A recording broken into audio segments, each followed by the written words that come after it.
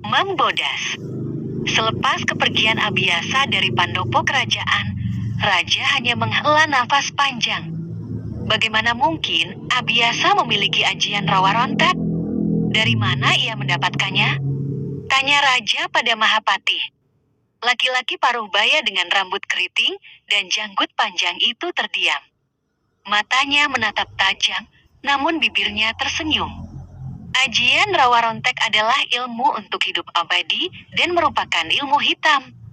Berarti dugaan kita selama ini benar bahwa Abiyasa memang memiliki ilmu hitam, Paduka Raja. Ucap Mahapati. Raja hanya mengerutkan keningnya. Sebenarnya ia belum yakin kalau Abiyasa benar punya ilmu hitam. Tapi kenyataannya laki-laki itu baru melakukan pembunuhan besar-besaran. Sudah begitu banyak rakyat yang menjadi korbannya. Suara langkah kaki kuda bergema di sekitar hutan. Di atas punggungnya, tampaklah seorang laki-laki dengan dada bidangnya dan perutnya yang kotak-kotak tampak memacu si kuda. Kain yang melilit di tubuh bagian atasnya sudah sobek-sobek. Rambutnya terburai acak-acakan disertai oleh luka di sekitar wajah. Bahkan bekas darah yang melalai di leher masih terlihat dan hampir mengering. Kuda itu lalu berhenti. Ia meringkik saat Abiyasa menarik tali yang bergelayut di leher kuda itu. Sembari berputar, Abiyasa melihat pada keadaan di sekitarnya yang sepi. Ini aneh. Di mana para binatang liar itu? Mengapa tidak ada satu hewan pun yang bisa aku jadikan santapan? Tanya Abiyasa pada dirinya sendiri. Abiyasa elus leher bagian bawah kuda sebelum akhirnya memutuskan untuk menurunkan kedua kakinya di atas tanah. Laki-laki itu berdiri di sana, sembari melihat ke keadaan di sekitarnya. Terdengar suara batang bambu yang saling berhimpitan. Krik. Zes. Mata Abiyasa menatap tajam ke depan. Dilihatnya pohon bambu yang bergerak perlahan itu. Zes. Abiyasa menoleh ke kanan, lalu ke kiri. Melihat pada pemandangan di sekitarnya yang aneh itu. Kriak. Matanya melirik sedikit ke belakang saat lubang telinganya mendengar suara ranting terinjak yang disusul oleh suara bergema dari balik semak-semak. Jiarererer. Ia tarik pedangnya keluar dari sarungnya. Zing. Lalu ia genggam gagangnya dan menodongkannya ke depan. Keluar. Jangan jadi pengecut. Teriaknya. Terdengar suara burung-burung yang terbang dari dahan pohon. Jiarererer. Suara itu terdengar lagi. Kali ini semakin keras. Abiyasa kebaskan pedangnya ke kanan, lalu ke kiri. Ia memasang kuda-kuda. Lubang di telinganya menangkap suara lagi. Dari arah belakang. Hingga. ZZZZT. Sebuah cakar raksasa muncul dari atas langit di belakang punggungnya dan bergerak cepat akan mencakar punggungnya. Namun sebelum itu terjadi Abiyasa terburu berbalik dan menebasnya dengan pedang. Zing! Plek! Pedang Abiyasa ditahan oleh cakar raksasa yang berwarna putih itu. Mereka saling mendorong dan adu kekuatan, hingga mundurlah kaki Abiyasa yang terseret ke belakang. Ia meringis menahan beban. ZZZZT. Jiarererer. Cakar itu lalu membentuk tubuh harimau besar raksasa yang berwarna putih. Ia mendorong tubuh Abiyasa sampai laki-laki itu telapak kakinya yang dibalut sandal tertekan ke belakang. Siapa kau? Mengapa mengganggu jalanku? Teriak Abiyasa sembari menahan. Si harimau putih tak mau menjawab.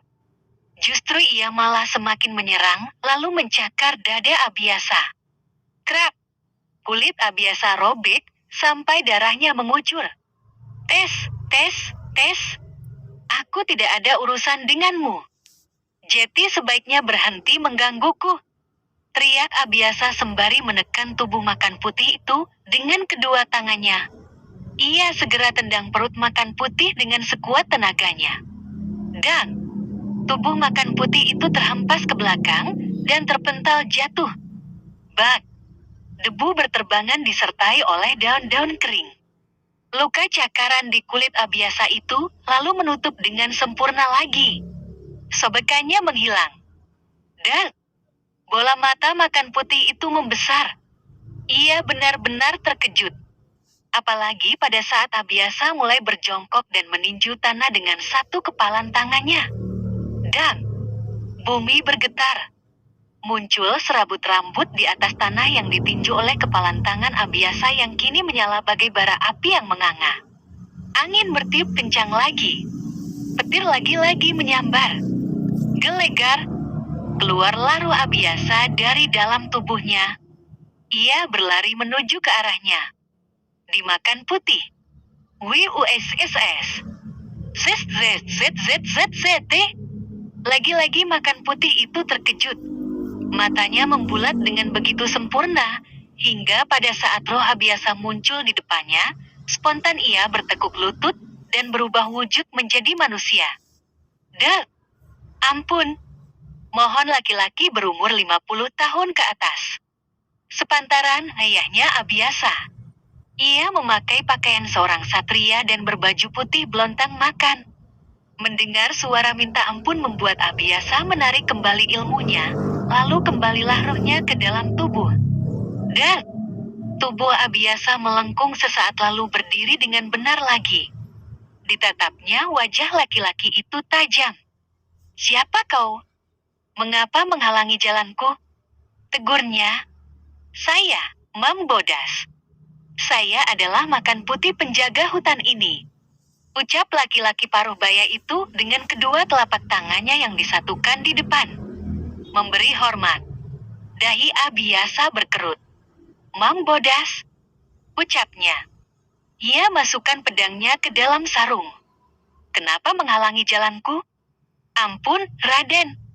Saya hanya menjaga hutan larangan ini," kata Mam Bodas lagi.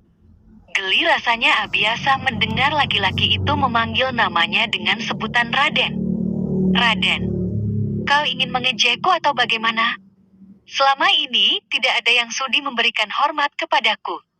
Kejujuran hanya omong kosong. Keadilan hanya untuk penguasa?" jawab Abiasa. "Ampun, Raden. Bukan maksud saya untuk mengejek. Tapi, sepertinya Raden adalah pendekar pilih tanding. Mana mungkin Raden terlahir dari kalangan rakyat jelata?" tanya Mam Bodas. "Ceritanya begitu panjang, untuk aku jelaskan kepadamu. Ketidakadilan yang membuatku ingin menguasai ajian rawa rontak," jawab Abiasa. "Hamba siap menjadi pendengar, Raden," ucap Mam Bodas. Mata Abiasa hanya memincing saat melihat ke arahnya. "Aku tidak suka bicara dengan orang asing," ucapnya kemudian sembari pergi. "Jika Raden tidak keberatan, saya bisa menjadi kodam Raden dan masuk ke dalam tubuh Raden," tawar Mam Bodas kemudian. Seketika, Abiasa berhenti melangkah. Ia tersenyum miring. "Aku tidak butuh siapa-siapa untuk melindungi diriku," tolaknya. "Tapi seorang penguasa membutuhkan bantuan dari rakyatnya. Jika ia melakukannya seorang diri, maka ia tidak bisa disebut sebagai seorang penguasa," ucap Mam Bodas. Kali ini, Abiasa berhenti melangkah. Ia menyunggingkan senyum miringnya. "Kalau begitu, bantu aku untuk membongkar kedok Mahapati," kata Abiasa. Mam Bodas sesaat diam. Tak lama setelah itu dia menjawab. "Dengan senang hati, Raden. Kalau Raden mau, saya bisa mengumpulkan seluruh pasukan makan putih saya untuk membantu Raden menguasai kerajaan Cempaka Erem," tawar Mam Bodas yang disambut oleh senyuman picik dari bibir Abiasa. "Tapi sayangnya, aku menginginkan yang lebih. Bukan sekedar menjadi seorang penguasa kerajaan Cempaka Erem," jawab Abiasa. "Lalu, kalau boleh saya tahu, apa yang Raden inginkan selain menjadi seorang penguasa?" tanya Mam Bodas lagi.